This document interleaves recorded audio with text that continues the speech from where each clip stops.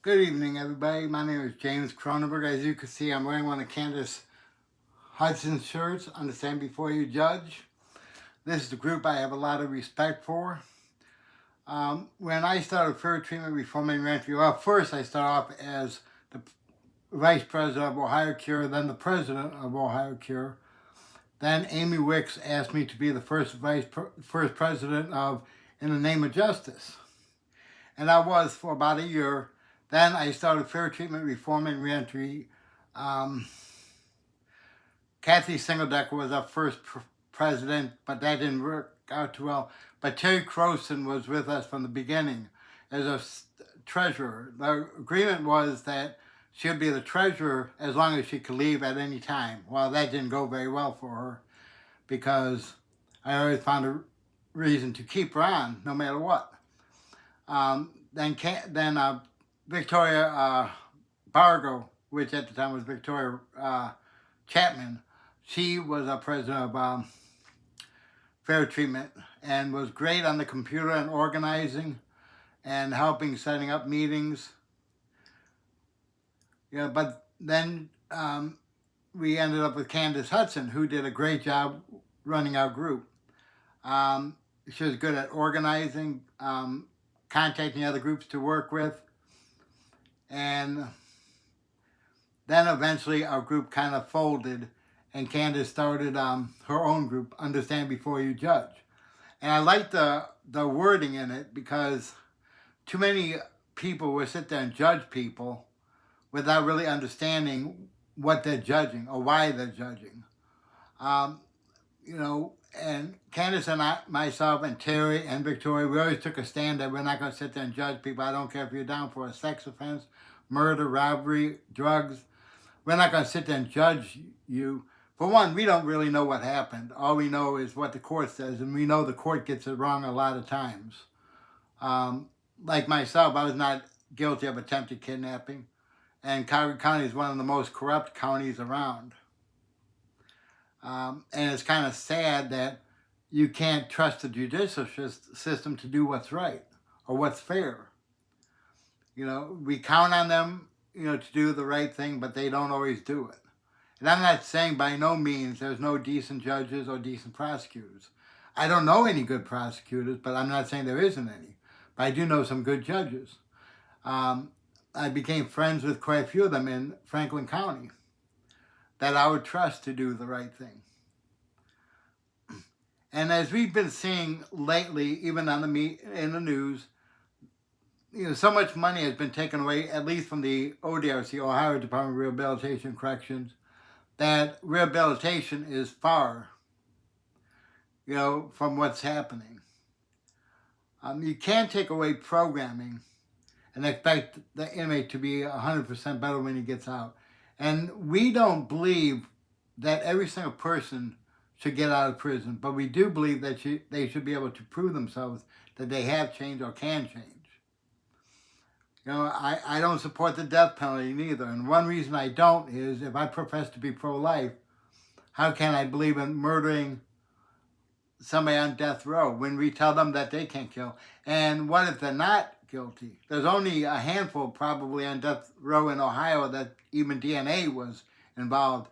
A lot of times it's finger pointing. Oh, I seen that person do it. But we know that that person may not have. But we have such a corrupt system that automatically go and believe the person that testified is against the person that's sitting on death row or that's sitting in the seat that could be found guilty or not. And I'm going to take that stand. That we can't just kill people and think that's going to stop the problem of murder. It's not. Our country is so much better, though, than other countries. China, they take 200 people out at a time and shoot them in the back of the head.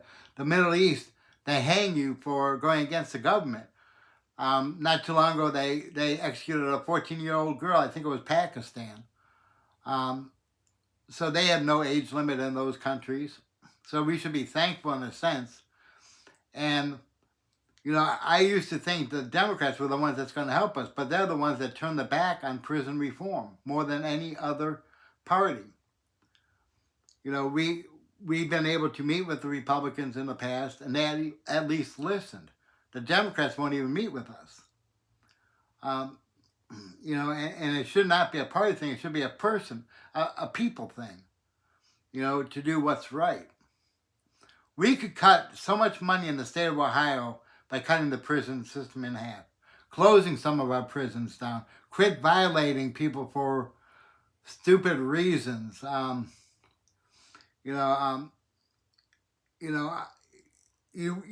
don't violate a lot of people for drugs, but they will for a no contact order if you were told you can't call that person. But if the person's like me, they'll want to apologize, and you can't talk to them to do so. And in the big book, it talks about to make amends to those that you can. So you try to go by the big book. I don't care if it's sex addiction, drug addiction, alcohol. I mean, what it is. You try to make amends when you actually start straightening up, because then you will start feeling guilty for the things that you did wrong. And there is so much corruption with our parole board in Ohio. I would like to see them really get rid of the parole board, but that's a big money thing. Those people are getting paid good money, to determine somebody's life. When Shirley Smith left the parole board and started bashing the parole board, she was the biggest problem that we had on the parole board. She brought up tickets that was way down the road, like 10 years earlier.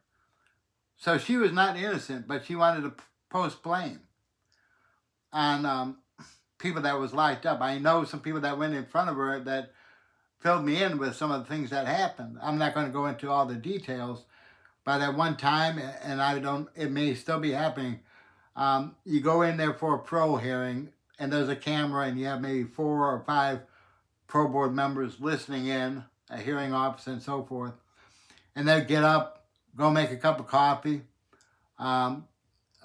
take breaks while you're talking to them. They don't take your parole seriously. And stuff like that needs a change. And the only way that's going to change is by start voting, for change.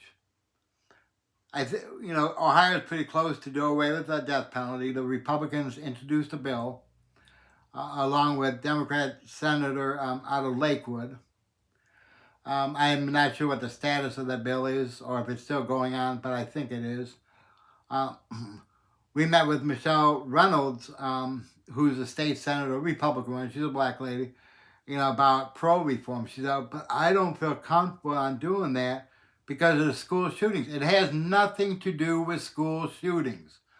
You run a halfway house, a transition housing for sex offenders, I think some are drug offenders or what have you. You should understand what the problem is. And when I worked there, I volunteered there, I should say, I talked with her, and she said, yes, the parole board's corrupt, but she's not willing to help fix the problem. And she's not the only one. You got Senator Brenner, that's all talk. You have so many people that don't want to see change until something happens in their family. And then they say, oh, but he shouldn't be locked up. But where were you when we needed you?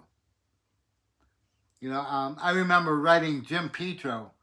He was the county commissioner at the time when I first got locked up. My dad knew him very well. And he said, good things happen to good people. Be patient. One of the nicest people in the world. That is real kind. So there is, some people that are real kind, and that want to help. But they're getting older now, or they're retired. And then you're getting this younger generation in that is really terrified about helping people. And we need change. What's the sense of electing new people if they're not even going to be willing to help? When was the last time you talked to your state senator about ways to cut corners or cut costs in the state of Ohio and mentioned the prison system? I'm not sure how many people we got locked up now, but I know it's still crowded. the system in Ohio is meant for one-man cells, and they all have 2 men in them. And they used to have people on the floor. I don't know if they still do or not on bunks. But it's easy to get locked up, but it's hard to go home, even if you change. A pro board pretend they're God, they're a jury, and an executioner, pretty much. And stuff like that needs a change. You know, and we'd love to see people get involved in hope for the community and understand before you judge. Please contact myself or Candace Hudson. Our phone number is 614-448-7385. You know, and, you know, there's laws that need a change. And I think we lost the battle on pro reform, though. Not enough people care about that. And, you know, it's not about race anymore when you get locked up. It's about who has money. If you don't have money, expect to get screwed in the long run. Because you can't pay for a good attorney. And there's some good public defenders, don't get me wrong. I know Jill Beeler, who's outstanding. She's with the state of Ohio. Tim Young, who's the director of the Ohio Public Defenders, and some of them, and I know they care. But they're limited on funds. Then you also have the Innocence Project with Mike Otzi out of Cincinnati, who's doing a good job to bring home those that are innocent. But they're limited too. When you don't have a lot of money to make changes, you're not going to be able to get anything done. Folks, I really appreciate being able to talk to you. Remember, we're always looking for help, and remember to pray for those in prison, hospitals, nursing homes, and those that just need prayer daily. God bless you.